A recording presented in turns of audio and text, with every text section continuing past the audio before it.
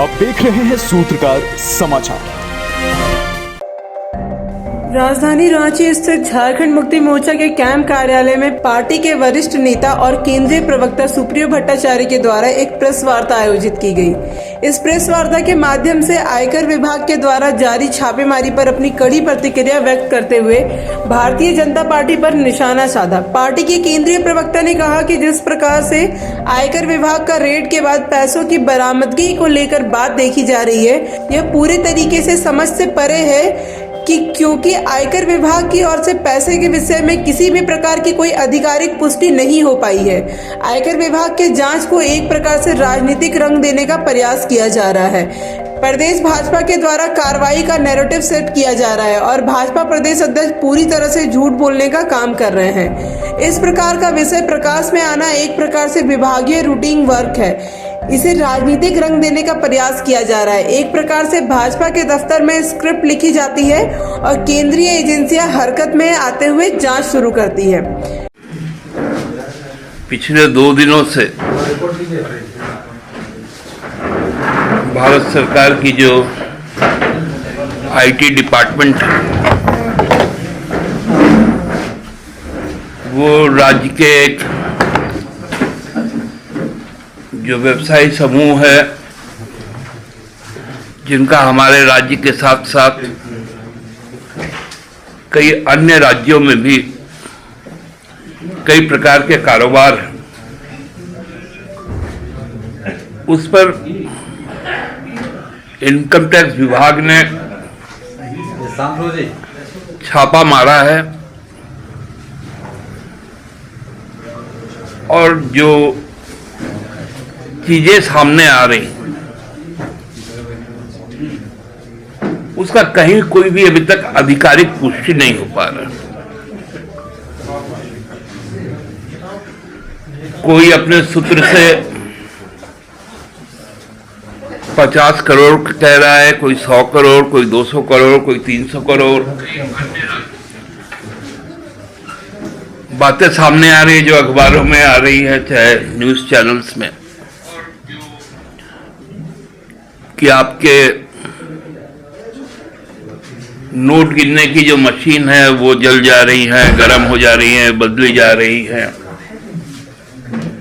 तरह तरह की बातें सामने आ रही।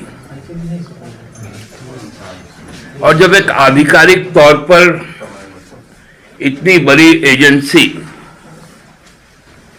जब तक कोई बयान ना दे, कोई पुष्टि ना करे, उसको लेकर एक नैरेटिव सेट किया जा रहा है कि इसमें इनका पैसा है, इसमें उनका पैसा है। और भी कई तरह की अनर्गल बातें आ रही। हमारे माननीय प्रधानमंत्री ने तो जो संवैधानिक दायित्व का निर्वहन कर रहे हैं और संसद का सत्र भी चल रहा है,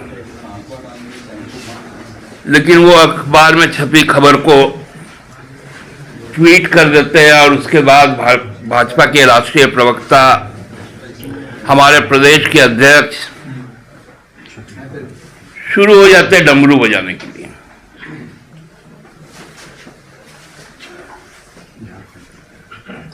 क्या इन लोगों का समझ है, हमको तो नहीं मालूम। आयकर ने एक समूह को जांच के दायरे में लाया है, लेकिन उसको एक राजनीतिक रंग भी दिया जा रहा है। आप लोगों को याद होगा कि मध्य प्रदेश के एक रैली में माननीय प्रधानमंत्री जी ने कहा था कि जो 70,000 करोड़ का जो आसामी है, जो 14,000 करोड़ की संपत्ति जिसकी अटैच है, वो अजित पवार, वो प्रफुल्ल पटेल, भाजपा कहती थी कि इनको चेक की फिशिंग करवाएंगे, वो डिप्टी सीएम बन जाते हैं और प्रधानमंत्री जी उस पर ट्वीट नहीं करते।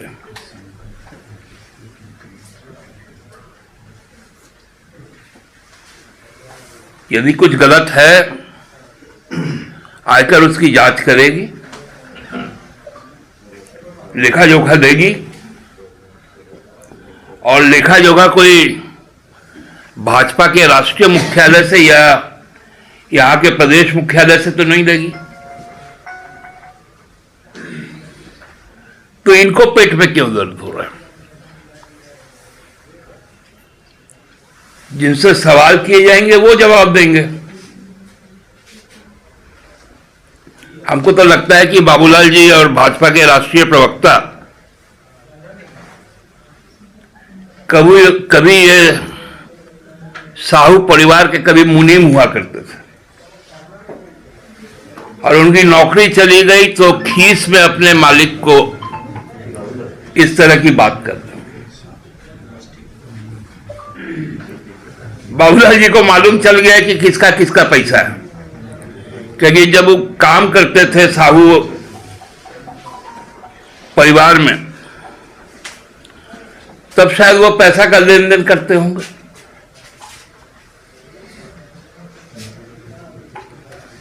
क्या बेतुका कल उनका एक बयान आया,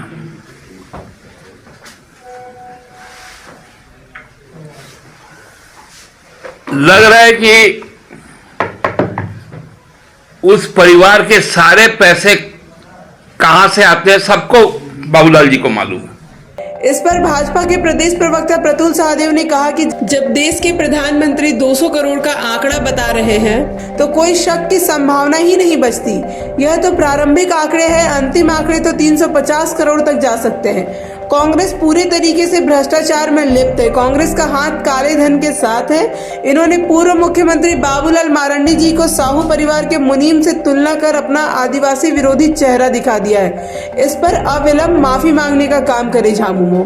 देखिए, इनकम टैक्स वित्त मंत्रालय के अंतर्गत आता है, वित्त मंत्रालय प्रधानमंत्री कार्यालय के अंतर्गत आता है। जब देश की सबसे बड़ी रेड हो रही हो, सबसे बड़ी रिकवरी हो रही हो, तो उसके लगातार अपडेट्स प्रधानमंत्री कार्यालय को मिलते हैं। प्रधानमंत्री जी ने 200 करोड़ का ट्वीट किया था, वो तो शायद प्रारंभिक आंकड़े थे, आंकड़े तो अंतिम में शायद 300 साढ़े 300 करोड़ तक जाएंगे। ये कांग्रेस के लूट की दास्तान दिखाता है, साफ दिखाता है कि कांग्रेस का हाथ काले धन के साथ है। और हमारा मानना है कि जिस तरीके से इन्होंने बाबूलाल मरांडी को साहू कंपनी का एक मुनीम से तुलना कर दी, तो ये एक आदिवासी विरोधी चेहरा इनका दिखाता है। इनको पच नहीं रहा कि किस तरीके से बाबूलाल मरांडी सरकार के खिलाफ पूरे प्रदेश में दहाड़ दहाड़ कर भ्रष्टाचार की कहानी सुना रहे हैं। इसलिए इन्होंने ऐसे घटिया राजनीतिक बयानबाजी का अपना प्रदर्शन किया। इसके लिए इनको माफी मांगनी चाहिए और भाजपा का ये जो करप्शन के खिलाफ अभियान है प्रदेश में और देश में लगातार चलता रहेगा।